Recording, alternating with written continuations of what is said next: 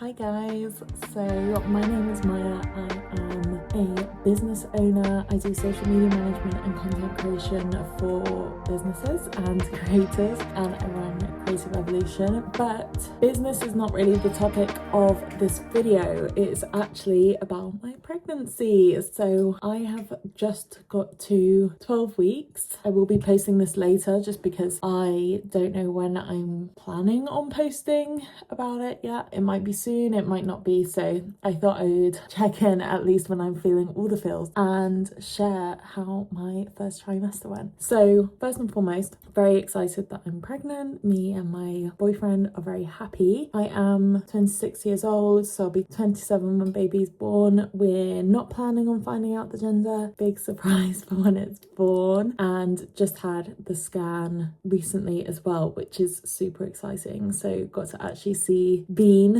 is what we've been calling it, just because it looks like a little bean. So excited. It was really surreal seeing the scan, but I wanted to share a bit more of my journey of first trimester because it's been rough. I feel like I definitely have not had it as hard as some people. Like, I'm putting it out there now, like 100% know that it doesn't touch on what I've heard from different experiences, but it was still rough. I think people warn you more about the sickness, which thankfully I was quite fortunate. I did have sickness, just nausea, but it was quite rare, so only say a handful of days out of 3 months. So definitely feel fortunate. However, the tiredness, I feel like people say it, but it doesn't really kick in. The fatigue, like the tiredness was intense. I had so many days where I struggled to get anything done, to do anything, to exist. Obviously, working for myself as well is great that I was able to take time when I needed it, but also all the clients, I'm managing a lot of that. So ended up being that I delegated a lot more work just to optimize my time as much as possible when I did have energy, and I'm finally getting energy back now, so I'm like plowing through work. But I feel like those first months are tough, and considering you're not telling, I didn't tell clients because it's so early, and I know there's no like set guidelines of when you to tell people, but I wanted to share it with friends and family first, and it's just been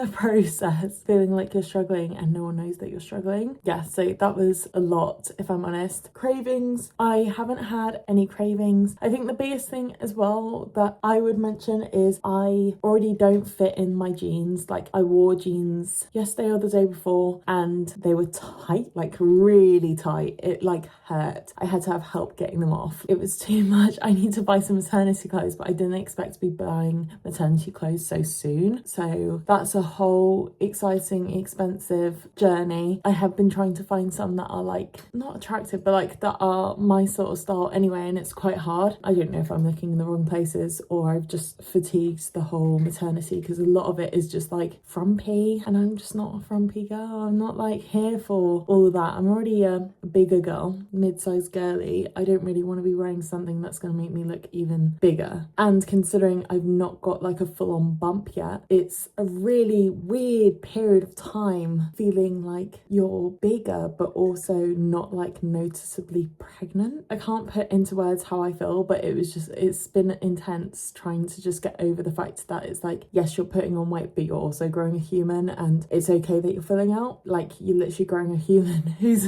got organs and everything. So it's just not as intense as just naturally putting on weight, and that's been a bit of a process. I have also put on weight just because of what I could and couldn't eat, like what my body would be like ew to, and what it was craving, and I just gave into the cravings, if I'm honest, which was mostly junk food, and I know that is like the do not do. However, I just made sure I had some days that I was eating, like I ended up craving broccoli at like midnight, so I just make sure that I have some sort of balance. I've been having porridge in the mornings as well to make sure that I've got some energy. One big difference was coffee. I love coffee. I have 3-4 coffees a day normally, so that first week I started off with having 1 coffee a day. I had to have a nap by midday because because I just struggled so much, and it was more caffeine withdrawal than anything else. Like, that's how it felt anyway. At the time I was like, yeah, pregnancy symptoms kicking in, but 100% it was just like my addiction to caffeine. The only thing that also is playing on my mind now is like entering the festive season and not being able to drink. Not that I feel a need to drink at all, just I like the taste of like all the different drinks. They're like bubbly, and we usually have old fashioned on Christmas Day as well, which I love because it's homemade, but I won't be having this year obviously. And I just feel like none of the drinks are hitting that like feel the same like vibe. I've been having appetizer because I don't want to have Coke all the time, just because there's caffeine in it and I don't always fancy it. I had 7-Up a lot when I was feeling nauseous, which I didn't know was a thing, but it actually does help. 7-Up and ginger nut biscuits, because I didn't always want the crackers and ginger tea and peppermint tea. I wanted something different, so it was like the 7-Up wasn't so bad, and same with the ginger nut biscuits. So I was like, at least